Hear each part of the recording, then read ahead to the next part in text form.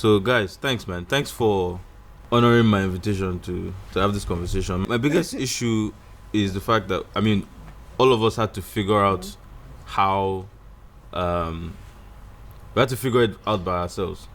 And I just feel like if we could create more or better opportunities for the guys coming. So that's what the journey of a learner campaign is about. Just finding that way to encourage guys. I can't force you guys to come and teach classes. But at least I felt like a conversation between us talking about our journeys would even help these guys. I felt it would connect more as well. I realized not a lot of people don't really like to read books, so I felt the podcast would be a good. I mean, the book club, we have like 50, 60 people, but I feel like I need to reach more people with this message you're trying to do. So thanks for coming on board. So I wanted to start the conversation with our stories. I shall know that I met Osagie around 2002, 2003. But I wanted to ask like how you got into this management thing, because you were my manager. I didn't even know how. 2002. I think I was in my second year in University of Lagos. So there was this thing. I don't even know how I got drafted to do this youth programming thing at Rhythm 93.7. Then we used to go there every Saturday mornings, and then just do radio. Myself, Shola Thompson, Sarah Zavaris, and a couple of guys. So I think it was within that period. Nusa Morenge, we also used to go to the same fellowship. So there was like, I don't know if you remember, because you were a gospel rapper. Yes, I was. So when we were younger, it was cool to be Christian. Yeah, it was really, really cool to be Christian. Spirit of David. Everything, like, it was really cool. So we had all these concerts that we used to do in school. So I think Nosa just kind of like I don't know, he just walked up to me one day and was like, "Oh, I want to start a record label, and I think you'd be great to manage the artists." And I'm like, as long as it's entertainment, it's music, we're having fun, whatnot. And then I got drafted into Testify Records. Then there was Kel. I used to I was in a dance group with Kel's older brother. So, and then by default we started managing Kel. I started managing Kel, and then I got her into Testify Records. Then there were, I think Alex, I don't know if it was Alex or Shegun Fashika, I don't know who, but they talk about these two boys in GCI who could rap, Godwin and Misan. Yeah, what was his Misan Agbegbe. No, what's Seven Seal now? The Seven Seal. What's his stage name? I don't know. What's your stage name? Your stage name was it not Seven? Before Seven. What was it? It was one whack name like this. I don't even want to say it. Anyway, so that was how that whole thing happened. So there was Testify Records. It was supposed to be the coolest record label in Nigeria, with Kel, female rapper, the best rap duo, and they were all young. They were all younger than you guys were. You guys were like 17, 18. 16, 17, 18. Yeah, they were all young. They were still in secondary school. You get trying to understand, like, figure out how to write jam and stuff. Yeah. And I was in my second year in University of Lagos. Mind you, I just scaled diploma into year 2. Yeah. So I was thinking that I'd entered university. So I was happening. I didn't even know what I was doing. I don't even know how. I don't know. I keep asking myself, I don't know how or why my parents allowed me to do the things that I was doing then. To be honest, because I'll just leave the house and say I'm going to radio stations. I'll go with I don't know how I was burning this. How I was burning Nice Watch. That was the Seven Seal song and Kel's song. And then I'll just go to every radio station trying to get them to play music. I remember Nice Watch in particular. That was a song Godwin and his partner made, because that was the first song I ever got played on radio. So Miss San was called Miss Samurai. Miss Samurai. Yes. He was really tall. Yeah. So he was really tall, and then Godwin was. I was really short. So you see, like, no, I wasn't short. He was just too tall. He was really tall, and then you were tall. So you see them on stage. It was like, and then they'll be rapping, and then it was so like it just didn't click. but they made amazing music. Sha. That was the first song I ever got played on radio. It was on Cool FM. I think it was Freeze that played it. Was it Freeze or Dan Foster? It was Dan Foster. I don't even know God rest his soul. I remember because when you told me it was going to be played on radio, I don't even know. I didn't go to church that day. It was a Sunday. I sat and waited till they played. From the first song they played that morning, I'm sure, till they played Nice Watch. And it was such a big deal for everyone, for the entire Testify crew. I know, it was amazing. So from there, it's a bunch of very random incidents, experiences. I don't know how I made it through all those things. At the point I was working as, was it a secretary or admin officer for a dance group called Mask, where, that was the first time that was the first thing in entertainment that took me around Nigeria. I don't know where my parents thought I was going to. I don't know why they allowed me go to all this place. I don't think I would, if my child comes, I'd understand now and I'll probably be involved. Yeah. But my dad would just not, they would not just see me for 2 weeks and I'll come back and I'll say I was on tour. And then I will still come back. I will come back and still be looking for allowance. I'll still be asking for money. Meanwhile, I've been out for 2 weeks on tour, doing what. Even when I started managing Kel and Wiz, I wasn't making any money. I wasn't making any money in the beginning. We'll go from, I wake up at 6 a.m. because I used to live in Okota. We're going for an interview at 8 a.m. at Rhythm in Jakonde that year. And my parents would let me go. My dad would even give me money. And then my mom would say, all these shows and things that you say you are doing, all these, where's the money? It was crazy though. But I remember when you brought Kel to the studio. So Kel got into, so I'm in the studio, I'm recording, and then Kel, I wasn't a bad rapper. I wasn't that. I was okay. Godwin was an elite.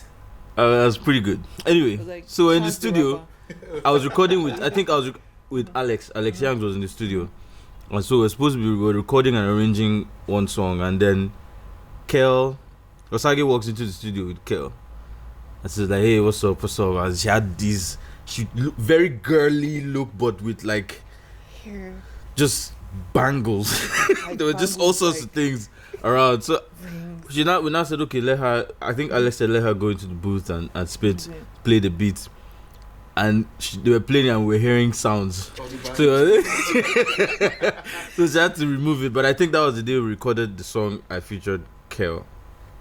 Was that the day? I don't remember the title of the song. I only remember Nice Watch. I can't remember the title, but we recorded the song together.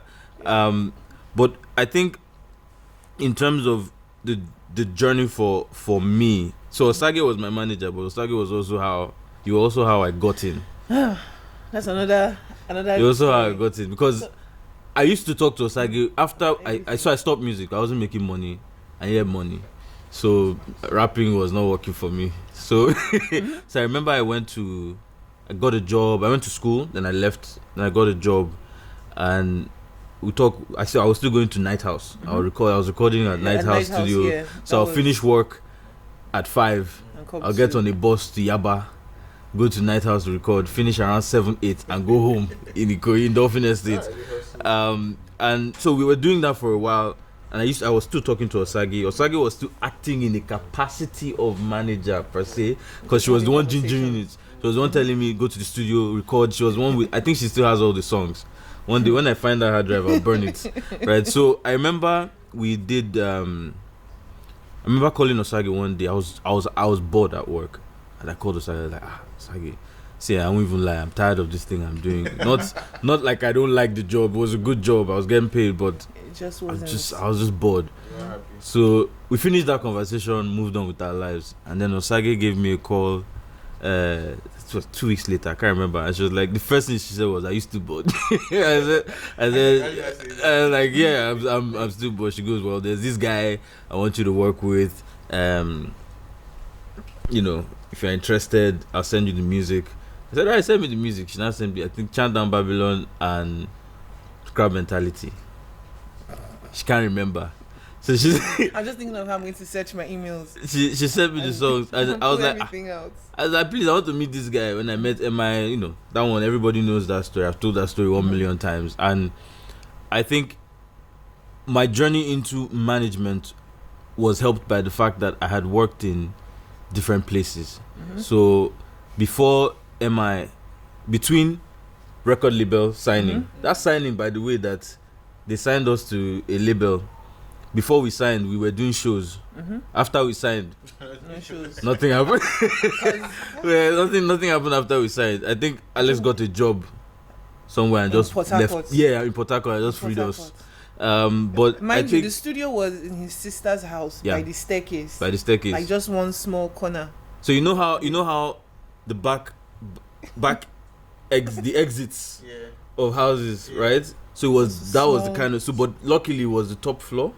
So Small corner. Okay. so yes, So so we it was couldn't- basically the staircase We probably have to be like, I think we could only be like maybe 6 at a time. at a time in the studio. Could we even be up to As you misstep, you're dropping. Exactly. So so you know those were the times, but we didn't get anything happening. So I think what aided me between being a musician and being MI's manager, I had worked in advertising, Impact 85. So there's a Tenny Karim.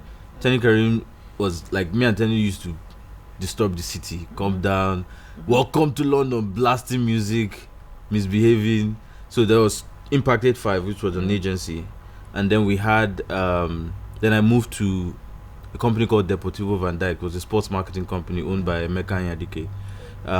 And then from there I moved to GLB Enterprises, which was a printing company. Then I moved to What's New magazine, which was a magazine allowed not to Coca. Before And all then this, yeah, before all this, Ifoma. no, Ifoma was like the last job before I moved into. So Ifoma was like, and then before all of this, I used to teach government studies for SS1. I used to teach English language for JSS 2 and 3, and I used to teach agricultural science for SS2. I'm also teaching Right. HOTR. on Then Sundays. I was like a president in church in the HOTR Teens Church. So I was active. But I think all these things sort of helped build relationships.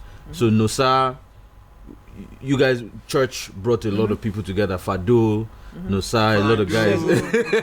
So Fado was like church. Then rooftop MCs came from church. Fado was actually very instrumental in a lot of ways. So because back then, a lot of us didn't have access to the internet. So Fado was the one who used to get music for us. He probably helped me burn those CDs too. I'm sure he To did. radio. But because Fado too is our uncle. People don't realize how old Fado is. My grandfather. People don't realize how old Fado is. One day I saw some guy talking to Fado. I just looked at him. Like, Too. you He don't just know. shook his head and Just moved stand on. there and looking like, So so I think all those things helped, because I was talking to somebody the other day and I was saying that too many times people enjoy that my story where I said, I quit my job and started managing MI, blah blah blah, and it's like, oh, you quit your job, nice. But people like that plot twist. Yeah. Right? People like that plot twist where I'm saying, this is what happened and it changed the course of my life. But because people don't know the full story, right? Which is what I like to tell, which is there were multiple things. that happened. The Globalcom deals we got was because somebody in Globalcom had seen me being competent before.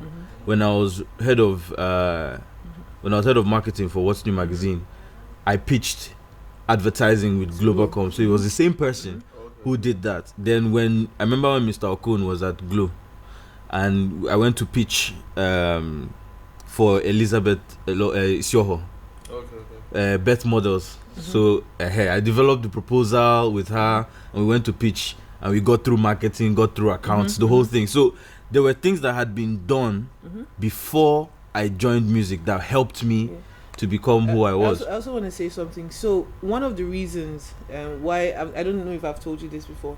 One of the reasons why I thought you'd be a good fit for MI, was so when I was in University of Lagos, I was studying mass communication, majoring in advertising and PR, and then I liked entertainment, so I wasn't sure, how to connect both of them. So managing artists was like, a way for me to connect both.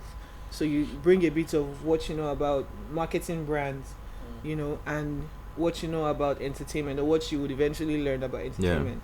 So at the time when I spoke to when I had a conversation with MI, he actually wanted to work with me, but I was focused on Kill at the time. So I said, you need someone, the way I'm dedicated to Kill, you need someone who will be dedicated to you, and you need someone who has a bit of both. Yeah. Do you get business experience, brand experience? Do you get, and then understanding about entertainment? Do you get? So I thought I felt we were similar in that, even though you were young at that time. Yeah. Do you get? But I just felt like Godwin can do this thing. Do you get? And I just put you in the deep end. And you survived. I survived, thankfully. Yeah. But those things drove me to the point where I now started a career, built a career, and I can't remember how I met Asa.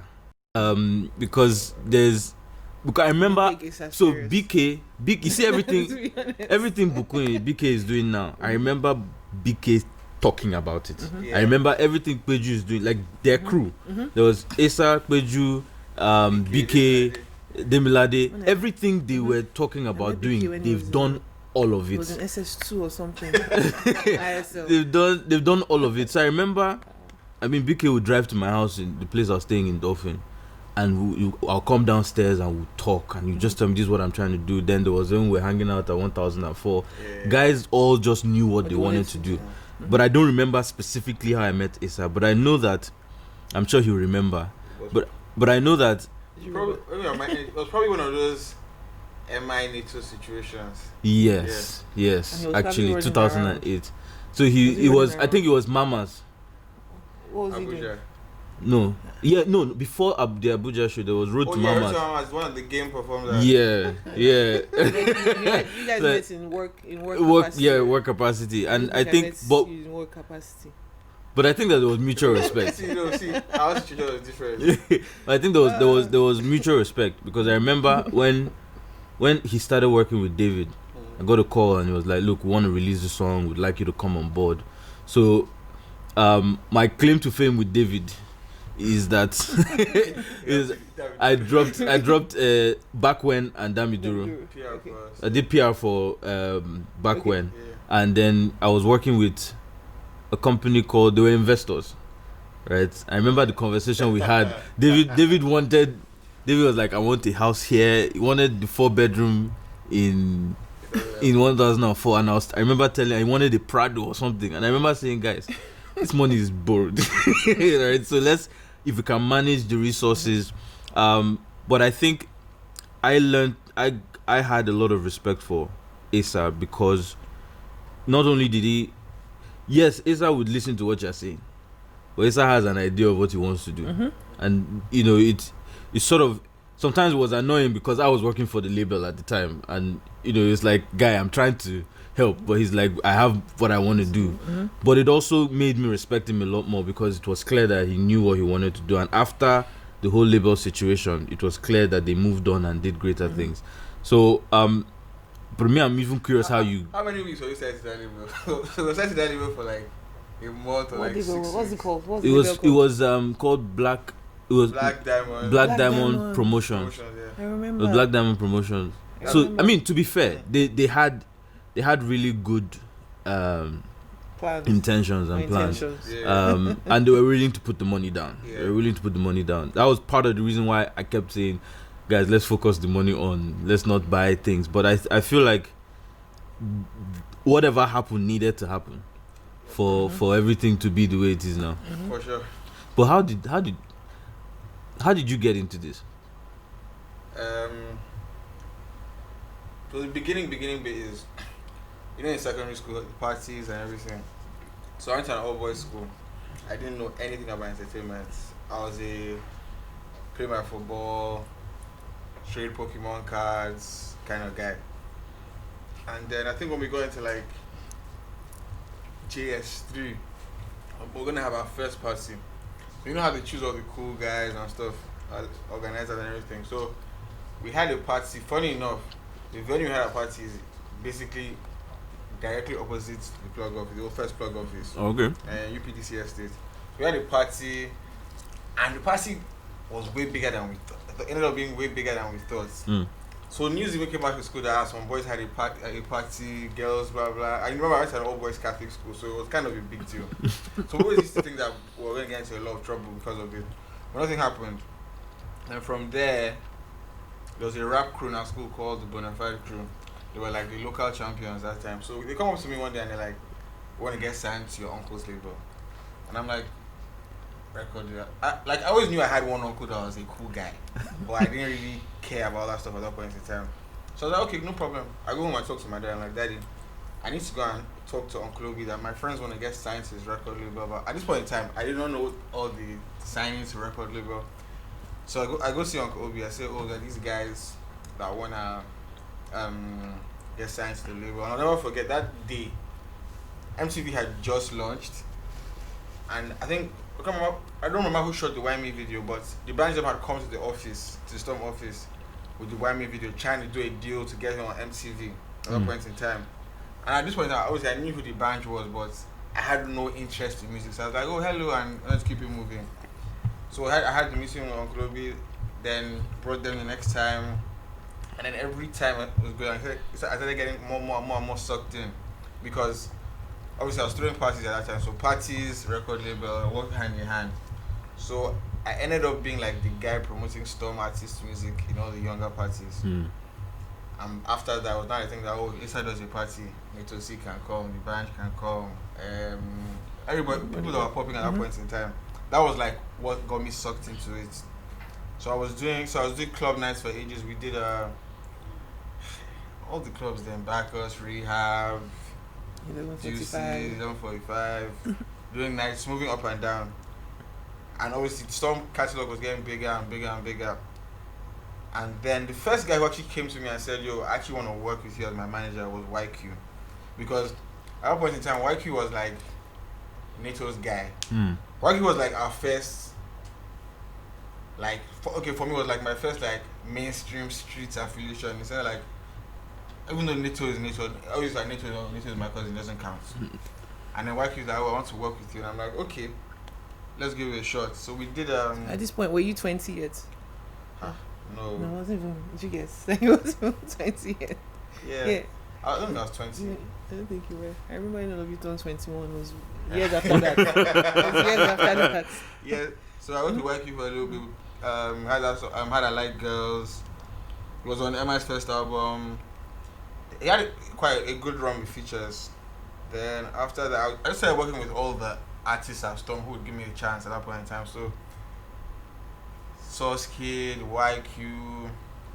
I worked at R2Bs for like 6 months. They had like 6 months to a year. They had like a little Nigerian run. And then I was simultaneously still doing all the club nights and stuff. So I did that for like ages. I was doing club nights. I started doing club tours for people. Like Banky was the first guy who let me do this club tour outside Storm people. Like a whole like, because it was promoting Lagos parties, so we had like loads of parties in different clubs.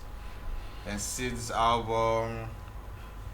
We were just doing loads of stuff. I remember like one time we had when DJ Exclusive was still in London. We flew him back for one party and it was such a big deal. Like, they brought DJ Exclusive from London. Or like we used to bring Thought Style all the time. All those little things.